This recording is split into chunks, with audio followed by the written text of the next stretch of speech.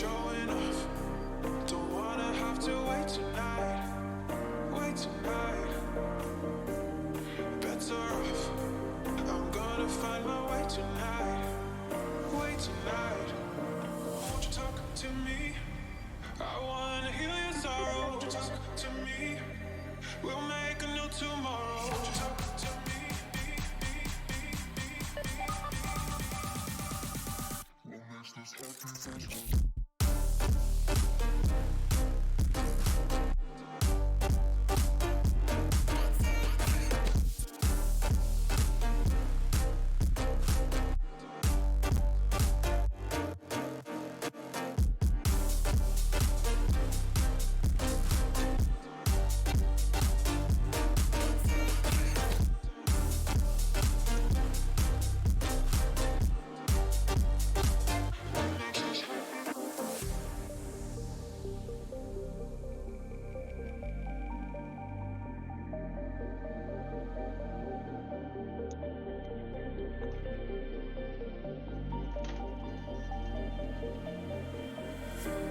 Showing off. Don't wanna have to wait tonight. Wait tonight. Better off. I'm gonna find my way tonight. Wait tonight. Won't you talk to me?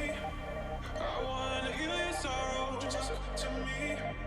We'll make a new tomorrow. Won't you talk to me? What makes this happy face?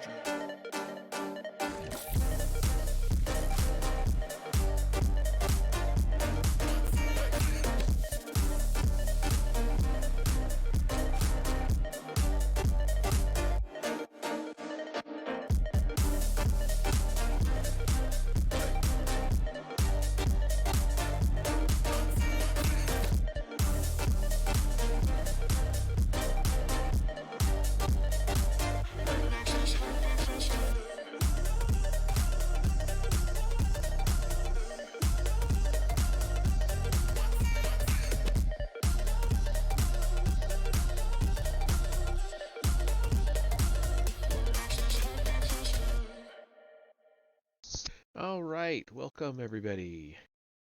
We are ready for another short story. Apparently, my captions caught me not very happy with my phone. Anyway, so tonight's is a short story because Wednesdays are short story night. So this one is The Secret Journal of Dr. Demagol by John Jackson Miller. And it looks like it really is written in the style of a journal. So it's journal entries. So I don't know how exciting it's going to be, but it should fill in a little bit of backstory. So anybody that's been following along, we've already read through um, like I don't know, 20 issues, 20 some odd issues of the Dark Horse Knights of the Old Republic series, and this one takes place in the middle of or amidst some of that. So it starts off with this story is set in 3964 and 3963 BBY, that's before the Battle of Yavin, beginning weeks before the surprise attack by the Mandalorians on the Republic. It encompasses the events of volumes 1 through 9 of Dark Horse's Star Wars Knights of the Old Republic series. A serious spoiler warning is thus in order if you have not read the series. So we've already read them on this. So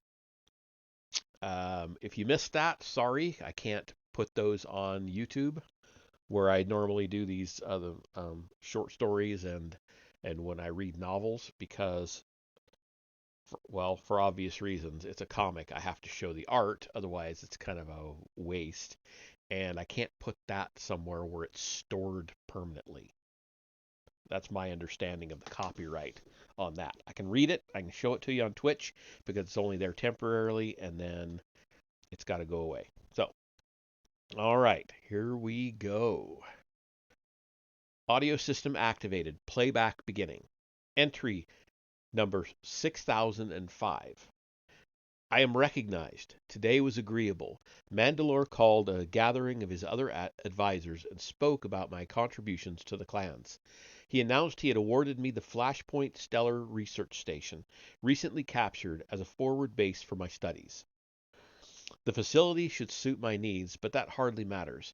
No, the important thing is that 2 decades after my greatest setback, I still retain the confidence of our leader. And why not? There is only one Demagol, and I, in my time, will achieve more for the Mandoade than any who ever took up armor. Certainly more than Cassius Fett, who stood by Mandalore the whole time. I have never been able to read expressions, so-called body language, the way that other Zeltrons say they can. It is one reason I like being among the Mandalorians. Helmeted faces do not speak, but I suspect even I would have found Fett's true face revealing today. Oh, he spoke again and again, nattering into Mandalore's ear. Flashpoint would be another new generation project, he said, another waste of time. Better to defeat the Jedi by force of arms, he said, rather than using our wits to pry their secrets from them. Thankfully, Mandalore has never changed on this score. Jedi power humiliated Mandalore the Indomitable during the Sith War. If that power can be understood, can be negated, can even be harvested for the clans, my microscope will prove mightier than 1,000 dreadnoughts. Fett sees the Mandalorians as a blunt weapon. I will craft them into a scalpel. Entry 6019. Flashpoint attained. Others say they find Flashpoint a wretched place, but I find it suits me. A world in a death embrace with its sun tumbling so quickly that night and day rocket by.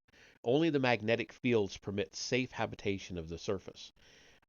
It was people of science who first settled here, and now, under my command, this station will do research again. Only the power of the Jedi dwarfs any secrets the Republic scientists might have found. It is the true power of the stars. When I arrived, I was prodded to speak a few words to the warriors serving here as sentries. I really had nothing to say. They knew of me, of course. All Mandalorians know of Demagol, the flesh carver, but they had little idea why I was brought here, as if they could understand my work anyway. I know I will never understand them. I had a low birth, among low people. I have been a slave. But by advancing my knowledge, I advanced myself, wherever I was, first as a slave, and after I was freed as a Mandalorian recruit, even as a medical student in the Republic, after the war. When I found a frontier, I charged it. Stagnation is death. Perhaps I should have told them that. Ah well, someone must guard the outpost. Entry 6025. The first arrivals. Mandalore has kept his word. A transport has arrived bearing Jedi prisoners. The war has not even begun in earnest, and yet I have my first subjects. I will continue as before, categorizing differences in Jedi versus base members of their species. These are meager pickings to begin with. A Rhodian and another human. Why must they always be humans? How I long to find a Trandoshan Jedi, to compare my past control groups. Vivisection experiments become so much easier when limbs can be regrown. Who says there are no second chances? I was less pleased to see who brought them here. Pulsifer. According to his message, Mandalore sent Pulsifer here to be my aide, but I can hardly imagine anyone less suitable. We agree only on one thing. The Force is pseudo-scientific claptrap, a tale spun by the Jedi to keep the people in awe, a secret well of power from which only the selected few may draw. How offensive. But Pulsifer rejects my conclusions that force powers are inborn genetic traits, natural mutations, that any being can be modified to have. What does he think gives Jedi their powers? Why, magic, of course. Mystic talismans and trinkets. That's what he believes. I realize that Mandalore is trying to cover all his options, but really? Perhaps he could send me a Wookiee witch doctor on the next transport. Entry 6062. The Crusaders. Two Republic vessels under Mandalorian control arrived from Surja this morning, bearing large numbers of Jedi Knights, young and old. Capital! Unlike the earlier pair, these were no unfortunates who wandered too close to the lines. No, they call themselves Crusaders, evidently an unauthorized probing force sent to spy and rally the locals fighting against us. Well, they are in the hands of our Crusaders now. They truly had no idea what numbers we had. Mandalore hid our build-up on Onderon and Dixon well. I recognized one of the warriors who brought them in. Not one of Fett's so-called Neo-Crusaders, but a fighter in the classic mold. Roland the Runner, they call him. Just a shock trooper, really, but evidently a skilled one, for they keep putting him back into action despite a tendency to dart off and nose into business that does not concern him. I even heard once he was asking questions about me, though he said nothing in my presence today and went about his business. Strange. I would never give someone like that a second chance. But then Cassus is a soft-headed fool. Who knows what goes on in his mind? No matter, it is a good day. The last time I had this many subjects was the project on Osadia years ago. I have my second chance, provided these new arrivals live longer than my first two Jedi specimens did. Entry 6066. Squint. I retract what I said about human Jedi. What a marvel this squint is. Irradiation, electroshock, even stress tests on the rack, all have been done, and yet his Jedi powers block out the pain. What a skill to be born with. If only my project had ended more happily, what a force we could have been. I've spared him the most invasive procedures. It seems a shame to kill him. He ranks more highly on the Wyrick Index than any of the others, and yet he endures all, wearing a look of sheer hate even I can recognize. I doubt cyborgs can clench their jaws as hard. He was born hating Mandalorians, I can tell. Spawn of some world of Republic, the Republic cared little for, now trying to force them to care. He welcomes war with us. He will start one if he must. I cannot break him. He could leave today with little more than an elongated spine. Which is why this must end in vivisection. I should not want to meet this one in a darkened alley. Entry 6087. The onslaught has begun. Mandalore's shadow war is done. They say. The full-scale invasion of the Republic has been launched. Fine. More specimens for the taking. But I worry the Republic will collapse before I can produce results. I have learned a great deal about Jedi physiology from the subjects here, supplementing what I learned on Osadia. We didn't have living adult Jedi to study on the New Generation project, just preserved genetic samples. But thus far, knowing what a Jedi looks like on a molecular level has told me little about what makes one a Jedi. I am half prepared to believe this force is an actual external phenomenon. Pulsifer is telling Mandalore of my failings, I am sure. Often I have seen him skulking about, scribbling notes to send off. That is, when he is not in the lockdown ogling the Jedi's lightsabers. He acts as if some ancient spirit will rise from them to transform him into a Mandalorian knight. Sheer fantasy.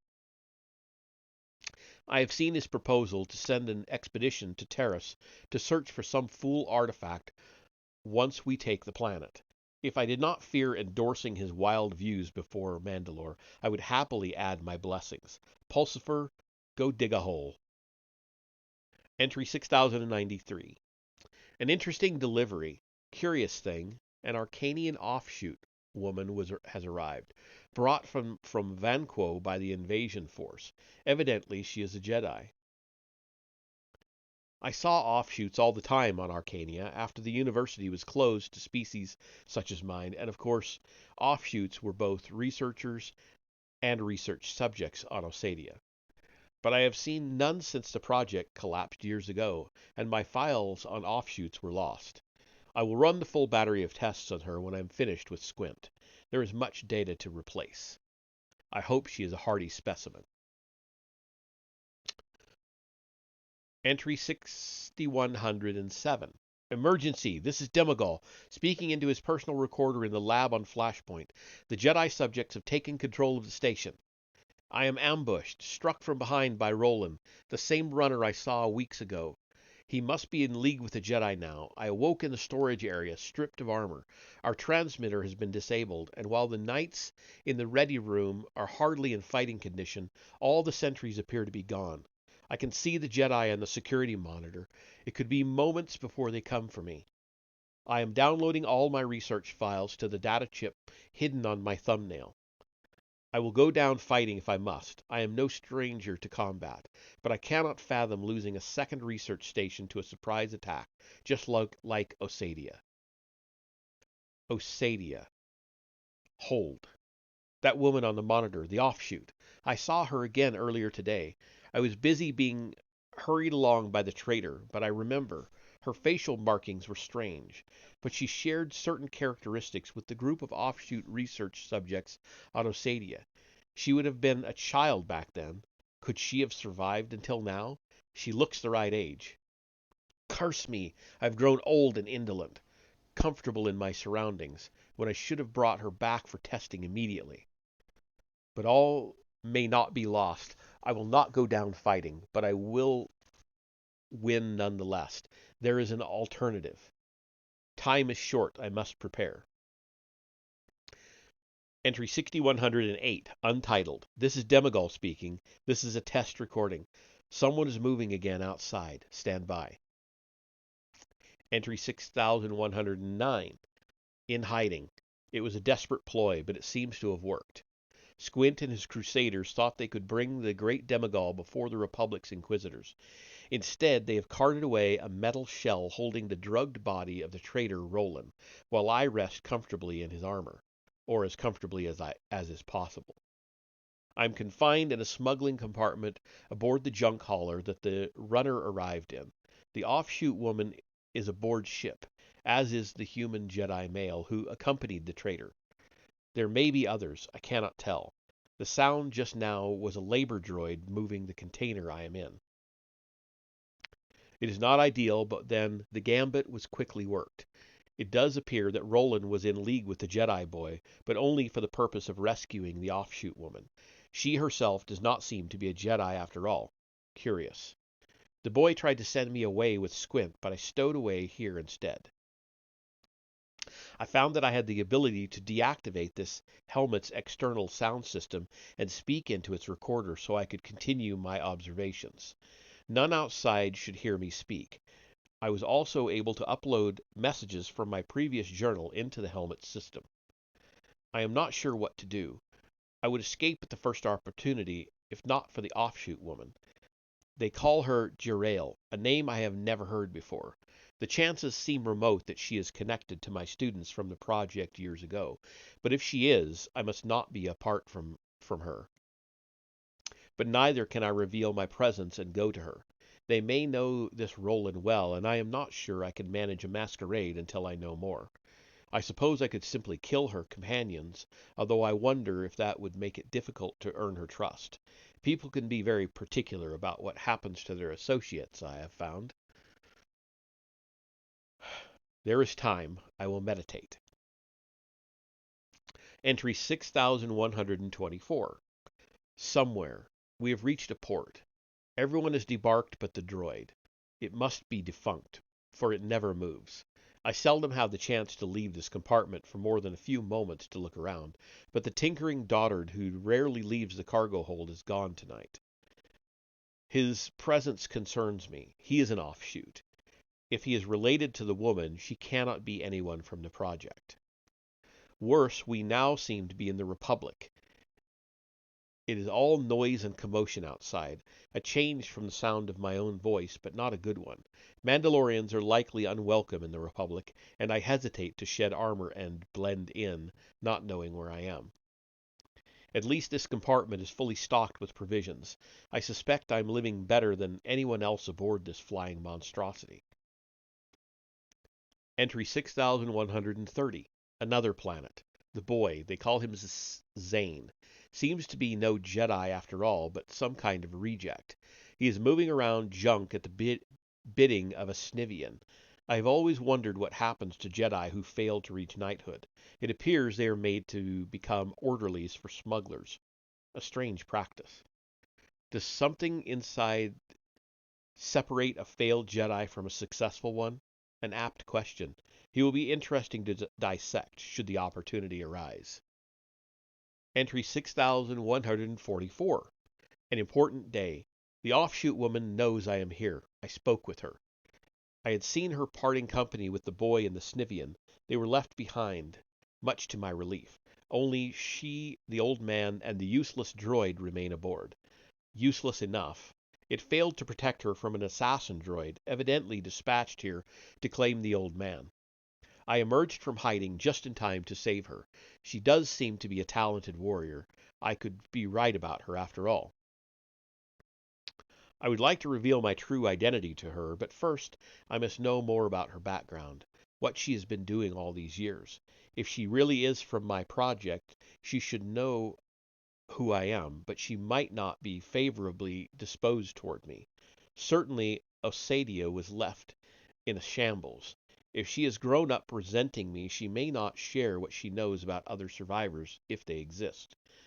Oh, I can certainly extract whatever answers I need easily enough, but I would rather she told me willingly. The information is likely to be more accurate. So I was pleased to discover that the modulator in the helmet does a fair job of disguising my voice. The woman's knowledge of the runner Roland seems to be minimal, though I fear to remove my faceplate before her or the old man. He is ailing, but it is unclear to me what he suffers from.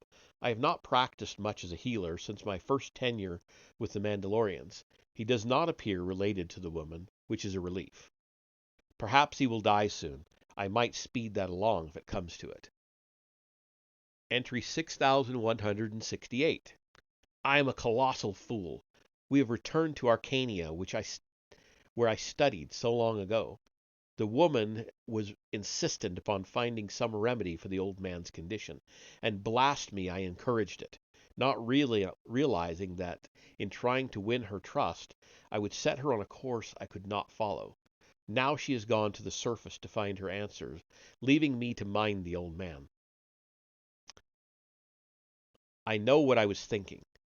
She will not tell me of her past, and so I need genetic tests to see if she came from my project years ago. The Arcanians can do them, but I cannot let the Arcanians know what she is, either, or I will lose her. So I must run the tests myself, but I cannot set foot in armor on a Republic world, any more than I can show my face to her. I'm trapped in my own devices. What madness I have created. I know she will return. She says she would never abandon the old man, but she has been gone long. The old man sounds as though he is regaining consciousness. If he does not know more about her past, I may simply be done with him now. Entry 6174. Calamity compounds calamity. This journey grows ever more difficult. Somehow the old man has earned the attention of the Adaskas, lords of Arcania, and the offshoot woman and I have been sucked into it. I sit imprisoned aboard their colossal research ship. I cannot afford to let them see my face either. I studied in their universities long ago. My research interests are known to them. Finding me in Mandalorian armor now would raise too many questions before I'm ready to provide Jerael any answers. Someone approaches. I do not know how long I can keep this up. Entry 6181. Stranger and stranger. The lord of this vessel has freed me and given me access to one of his laboratories, in exchange for my sending a secret invitation to Mandalore. I was tempted to refuse. Adaska is of the same racist family that drummed me into the streets years ago. I have never understood discrimination against other species. In fact, it is the comparative differences that make beings so interesting to study. pity the poor researcher who works only with a homogeneous population. My laboratory welcomes all. Before my blade, all are equal. But sending the message is exactly what I wanted to do. Speaking in code, I informed Mandalore that I yet lived, in the guise of the runner. He was pleased to hear it. Far more so, no doubt, than Fett. I also said I had a great discovery at hand. Mandalore will surely come. In the meantime, Adaska has actually given me the chance I had no prospect of earlier, lab access. Here, working alone, I can determine once and for all whether the offshoot woman is indeed from the New Generation project. It will take time. I have only the strand of hair I found on her pillow while she was away, but I remember most of the genetic markers to look for. How could I forget? Entry 6208. Too close for comfort. Mandalore has arrived, but so too has Squint. Seeing him again, fit and able, was most uncomfortable, but he appeared not to recognize me. It is strange. The more I try not to be Demagol, the more these supposedly perceptive Jedi believe me. Odd. They have all come running to bargain with Adaska over some discovery the old offshoot discovered. It is interesting, but ultimately a sideshow next to what I have found. Now they kiss the Arcanian's boot and grovel. Jedi and Mandalorian. Not so much different after all. While I was pleased to see Mandalore, I increasingly lose patience with the Mandalorians. Evidently Cassus has worked the story of the runner Roland's demise into some kind of propaganda folktale. No songs are sung of Demagol in Fett's cadres, I assume. They arrived so quickly I was unable to finish my analysis. Both sides want me at this charade as interlocutor, but I cannot wait to return to the lab. If the offshoot woman is not one of my past test subjects, I can take this opportunity to return with Mandalore. But if she is... Entry 6213. My Edessa! She is more than just one of my students. She is the first among them. Edessa! Adaska suspected. His researcher, with his superior testing tools, discovered it far faster than I. I sealed his silence with blood. This knowledge is only for me. I must learn what I can from her. She exists. The others must. But first I must get her off this ship. She cannot remain, and she must not leave with the Jedi. And she would never willingly go with Mandalore. The only option is the boy Zane. Inept as he is, such strange fortune brings him to me. And then the experiment, long paused, can continue. First her, and then the others. She must be trained in the use of her force skills. And she will need a weapon. Entry 6235. A reversal. The good fortune that brought me Edessa may well net out to zero. Zane has insisted on bringing us all into Mandalorian space aboard a comical-looking gunship, crewed by creatures whose brains could not be found with a thorough autopsy. At least the Trandoshan seems to know how to cook. Worse, Squint has come along. Squint. It does not appear to be his real name. Is a much stronger Jedi than Zane. I've actually managed to use him to my ends as a sparring partner for Edessa, that I might see her abilities in full. She is a remarkable warrior in her own right, just as I would have expected. Continued exposure to Squint and Zane could well bring her potential Jedi skills into flower. But there is a new concern on that score. While Zane is on some mission to find his Snivian overlord, Squint has made romantic advances toward Edessa. I do not know current Jedi thinking about relationships, but Squint seems to make his own rules, in all things. Edessa seems torn. Zane is a child, but she seems to have some loyalty to him. Good. No distractions. These things are usually mistakes anyway. I took a wife once.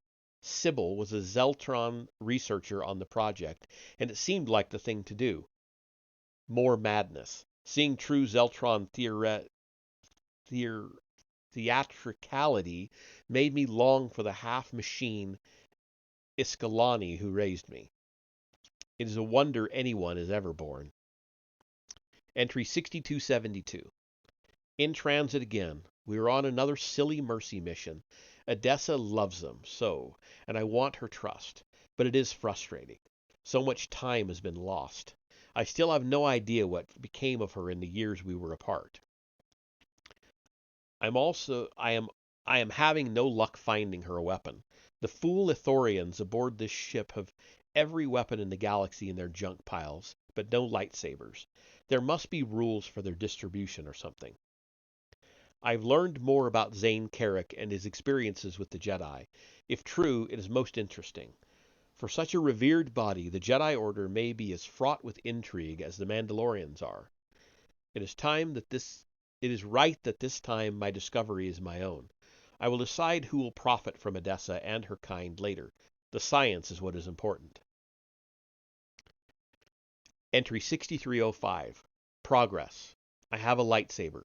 The Ithorians stole a nice-looking specimen from the Jedi storehouse, and I've taken it from them.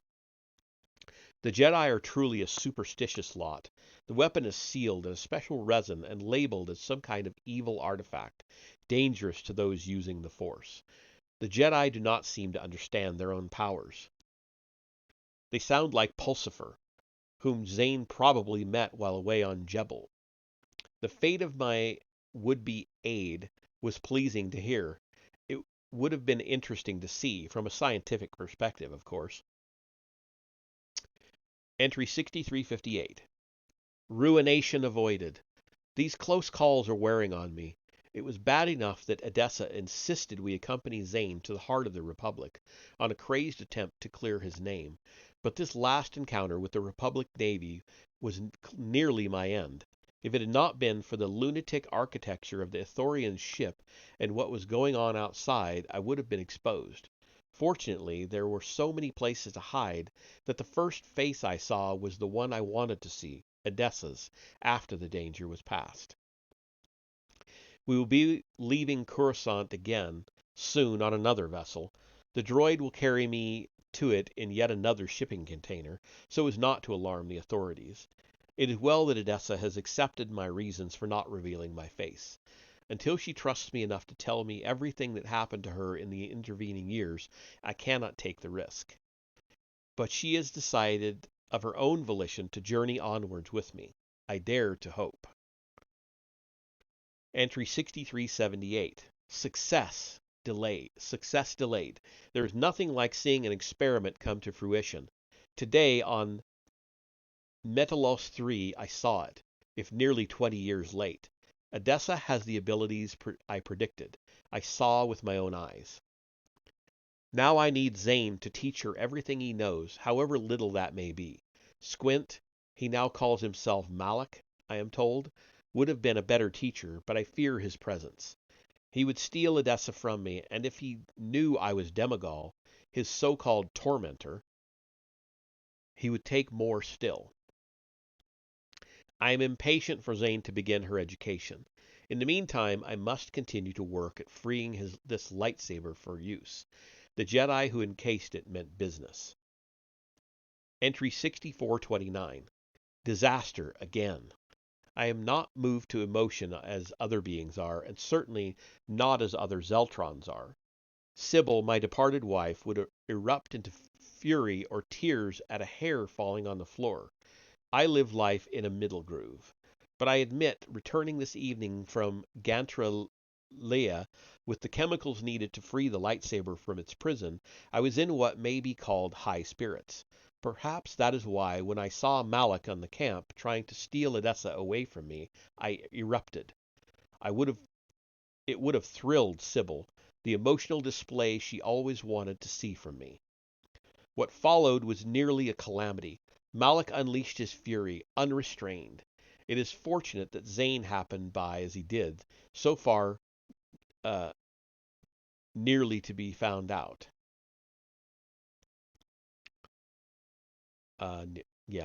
The Snivian says he can find me more of the chemicals I spilled, although he asks for something called a markup. He's a strange little person. Entry 6447. Patience is paid off. Edessa has told me what became of her and her other friends from Odacia. It is an amazing story, surprising too in some ways. Our childhoods were similar. Of course, we have come to such different ends. The boy has a plan to find her fellow students. The odds against success seem overwhelming, but Zane has a strange relationship with fate. Even if he fails, I at least know where to look. Entry 6469. They live. They all live. My failure long ago is erased. Zane has found it out. Many of the project's youthful test subjects live, just like Edessa, and now, fully grown, they will be as important to me as she has become. Together we will reshape the galaxy and ready it for even greater discoveries. And fortune begets fortune. Edessa has decided to leave the others, remaining only with me. It was even at her suggestion, though I seem to be having an easier time convincing people of things lately. It is strange, but since freeing the lightsaber from the resin, it seems my persuasive abilities have improved. It is probably nothing. Not long now. Entry 6477. The last step. This is final entry I will record in this accursed armor. Edessa and I have left War Tandel for Audacia. For good or ill, I will reveal myself as the head of the project as soon as we are in hyperspace. We will go together and we will find her fellow project members. I will not tell her of my intervening years living as Demagol, carver of flesh. It will upset the experiment. I wonder if she will be glad to see me. Final entry. Oh. Final entry. This is Roland Dyer, rightful owner of this helmet. I don't know what to do with this file. Listening to it just now, I was tempted to melt the whole suit of armor down. If my ancestors had known that Mandalorians in my day could be so full of deceit, they'd have killed their neighbors before they could breed. I first saw Demagol when I was a young warrior, and I knew then he was no fit with the Mandoade.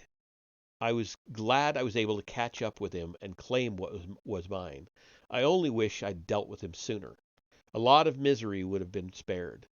He was wrong about Jedi artifacts, and he was wrong about Jedi. And was he ever wrong about Mandalorians? Demagol begins with one correct point. A fight with the Jedi isn't a fair fight. Special powers are a crutch that a real warrior doesn't want or need. The stars help us when someone gets those powers that shouldn't. Like that Malak. I can tell he's going to be a piece of work. But then Demagol thinks our warriors should take the crutch for themselves. That's dead wrong. I know what real Mandalorians think. Sure, we didn't like to see the clans being beaten by Jedi, but we weren't humiliated and we're not jealous. We're just annoyed at the people who lost. They bring a bigger gun, you fight harder. They bring the Force, you fight harder. If Mandalore the Indomitable had wanted to defeat Ulic Qel-Droma, he should have been more indomitable. That's enough. Tomorrow I take Carrick and his friend on a short trip to begin to undo some of the damage that monster did. After that, it's back to business. There's still a war out there, and I've still got questions. I'm tired of lying around. And that's the end of that story. So, interesting little turn at the end. Um, yeah, I have nothing to add to that. The end. Friday we'll get back to the comics, and then next Wednesday will be another short story. I don't know which one yet. I need to find it as I go through everything here. Um, oh, actually, I already found it. I know which one it is. It uh, it comes in as part of the reunion mini series in the Knights of the Old Republic. So um, it is right after issue, or in amidst issue 12, which is reunion number 2, and it's called Labor Pains. So we'll read that one next time, and that will put us up where we are pretty much even with the short stories and the ongoing comic series. So that'll be all for this session. And I will see you all in the next session tomorrow. I am not going to game tonight because I'm going to do some more mapping for my D&D stuff. So, see you tomorrow night.